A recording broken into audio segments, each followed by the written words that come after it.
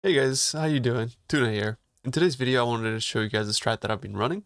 This has been made possible thanks to the 0.11 patch that GG recently actually put out, in which they added some new towers. And these towers are actually, pretty decent in that some of them have really good layouts. Notably, the map that I'm going to be running is the Bluff map. You can see that here when you hover over your towers, they give you different names. Like you can see Bluff there. There's a lot of bluffs. You can see Mesa, Alpine Ridge, and all that kind of stuff. Now, I've ran all of them, and Bluff is by far the best layout. It's just so much better. So the Bluff layout allows you to actually run the entire map, and at the very end there is a tablet, and you basically are able to either click it or not click it. And when you do click it, what will happen is that it is complete, and once it is complete, you cannot run it again. But our goal here is to basically not complete it, because what we want to do is we want to run this layout over and over and over again. Now, the benefit in doing that is that you can run Delirium, and Delirium has also recently been buffed in that the monsters do no longer have this weird immunity phase at the start of once they spawn, making it so much nicer to actually run Delirium and also in general farm Delirium.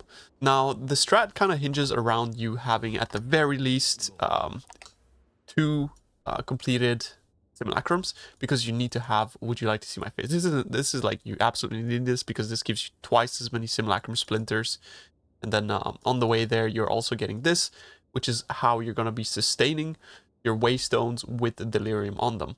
It's really important to have these two. And then the third thing that you would spec into is here fracturing mirrors, because when you walk over them they spawn monsters, and those monsters, they drop splinters. And lastly, also they increase the amount of splinters dropped by the bosses themselves. What you would do is you would click this. All of the other points are actually pointless, no pun intended, but yeah, they're pointless because all they do is they buff delirium mirrors, and we're not actually running the delirium mirrors. What we are running is we're running distilled maps. Once again, to reiterate, you will take this as your first node, this as your second, and these are mandatory, and then this will be your third, and lastly, you're going to be grabbing that one. Now, for your maps, what you're gonna be doing is you're gonna be just picking up anything over tier 11 plus. You have to have a filter that actually displays tier 11 plus maps with delirium on them. I will link my filter in the description for you guys to use. However, note that my filter is quite strict, and it's going to be hiding maybe some things that you do not want to hide. If you want to have a filter that's specialized for this strat, or like what I'm running, you can use that filter. It's totally up to you. But yeah, be warned. And I would like to show you guys also the rolling process of how I roll my maps here. So what you do is you go into your thumb tab or whatever else that you have, and then you type Delirious. You will see that there is a bunch of maps that show up as Delirious, because these are the ones that drop naturally from that 20% extra chance. Once you have these maps here, you want to be grabbing basically anything. I usually use guild, but it really doesn't matter. I want to use the cheapest ones possible. The way that they function is that the higher tier ones will give you a higher delirious percentage. However, we are kind of hinging on the fact that some of these already drop with a naturally very high percentage on them, because they can drop even with up to these, and they do not discriminate. And it's kind of like it's not weighted, so you can have some like very high oils anointed, or sorry, distilled on your maps themselves. You can get very high percentages, in some cases like 100% plus delirious. Like this one is 70% delirious. It's going to drop a ton of splinters, so we'll keep that aside also for the showcase.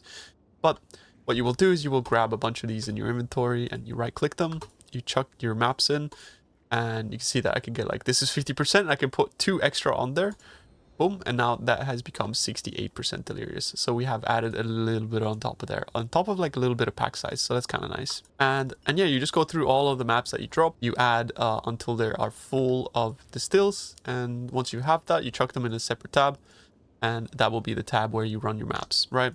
Make sure that they are alked. However, after extensive testing, it seems that nothing really actually affects the amount of splinters that drop, aside for the actual percentage delirious modifier here. Like a big layout will only make it take longer for you to clear and longer for you to pick up your splinters. It will not actually give you more monster packs. When talking about delirium specifically, it will just make it longer for you to actually like pick up your splinters and leave. So some people have actually also found out that if you were to run hideouts with delirium, you can drop like 50 splinters in literally like 10 seconds in that hideout. However, GGG caught on to this, and GGG have actually nerfed it in that the second time you run the hideout itself, it does not actually drop anything. So all your loot just goes to basically nothing. So yeah, that is how you're going to be running your waystones like that. You're just going to be like alching them. You know, what I usually do is if it's a magic map, I will transmute it, or sorry, actually, I will augment it, I will regal it, and that's basically all it will do. You can see here that these are the kind of waystones that I'm running. They are nothing special. What you can do though is you can corrupt them in hopes of getting extra points. Val orbs are super cheap, so you know, why not? Because of what I just talked about, in that like it's basically like you're not gaining anything out of having extra rares, or like you're not getting more splinters and that kind of stuff. My passive tree actually went more towards focusing on waystone drops and having them be of higher tiers, since I would prefer these to be of high tiers, and I would prefer to get more of them, because 1 in 5 maps is going to be delirious, and so the more maps that I drop, the more chance for high delirious maps.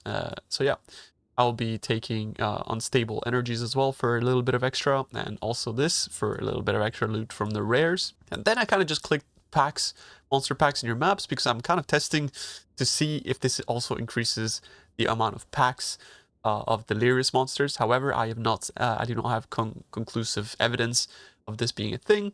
And the next thing I will be testing is corrupted infusion, to see whether getting a massive map, or in general the fact that this would potentially enable a very high percentage waystone drop chance, would mean that I would drop a lot more of these delirious maps.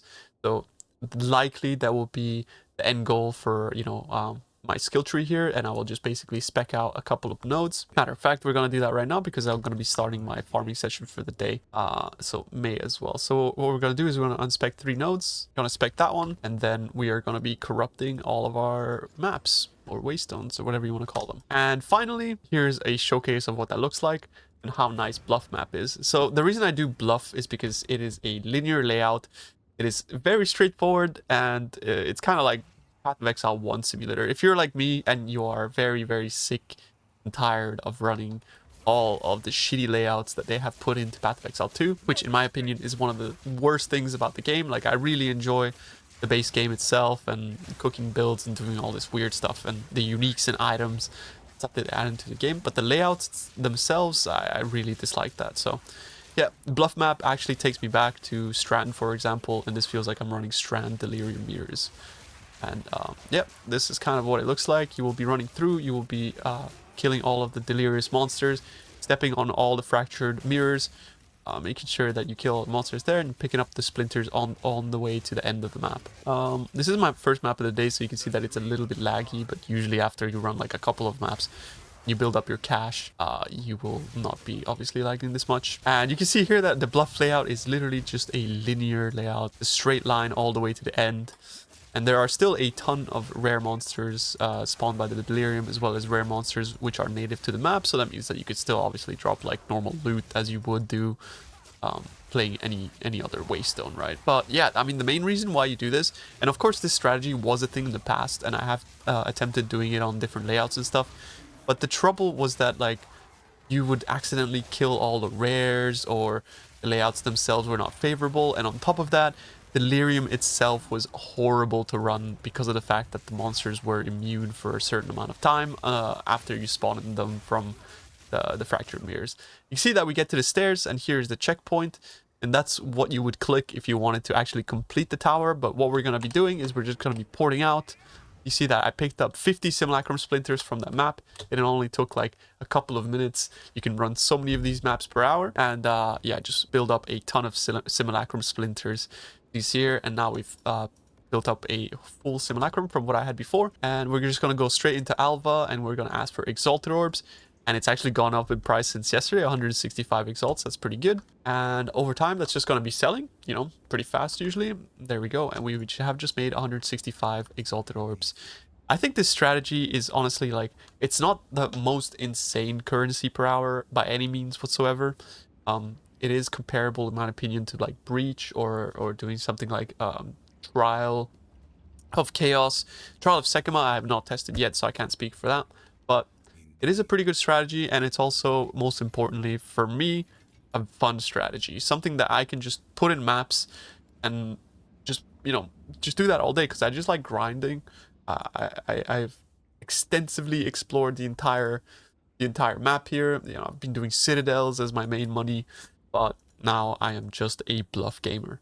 So I hope you guys have found this video helpful. Hope this strategy motivates you to log back into Path of Exile 2 and make some currency. I do think it's a very good currency strategy for anyone, basically, that has the Delirium Atlas passive nodes. If you don't have them, if you have a friend that is powerful and can carry you through 2 simulacrums, ideally 3, yeah, have them do that, because then you basically unlocked the laziest and, in my opinion, the best farming strategy currently in Path of Exile 2. So yeah, thanks guys. Hope you enjoyed this video. I hope to see you guys again soon. Watching. Appreciate you.